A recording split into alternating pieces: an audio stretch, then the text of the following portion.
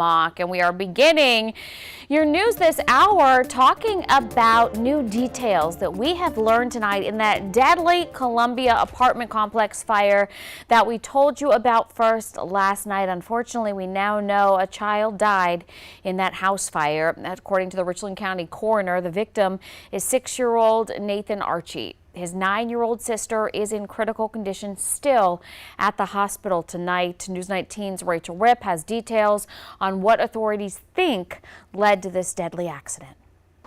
Right here at the Whispering Pine Apartments in Southeast Columbia is where one child has died, another child is in critical condition at the hospital, and 12 people were displaced by a fire.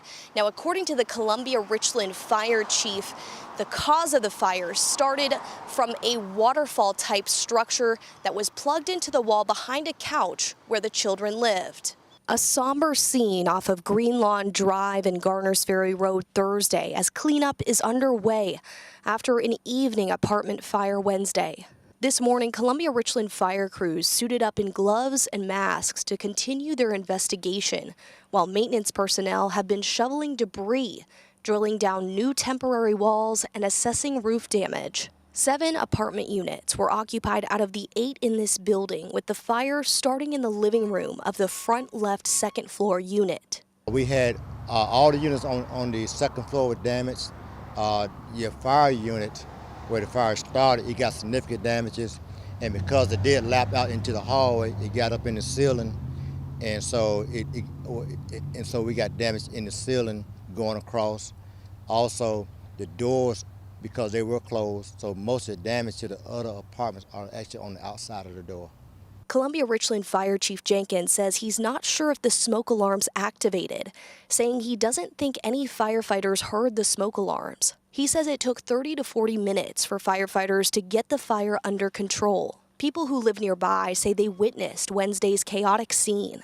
I was standing there and lights were all over the street.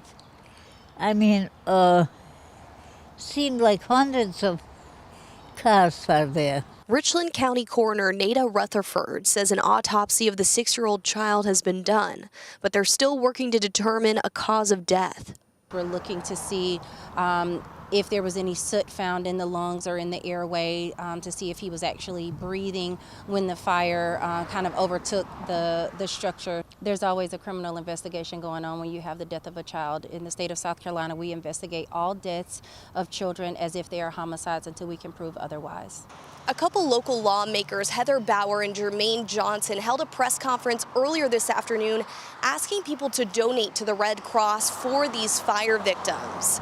Now, Columbia Richland Fire Chief Jenkins says that he will be back to this apartment complex in the coming weeks for inspections on all of the smoke detectors. Reporting in Columbia, Rachel Ripp, News 19, WLTX. So incredibly sad. Thank you so much, Rachel. Well, I know many of you will want to help this family. To find out different ways that you can reach out to them, just check out the story at WLTX.com.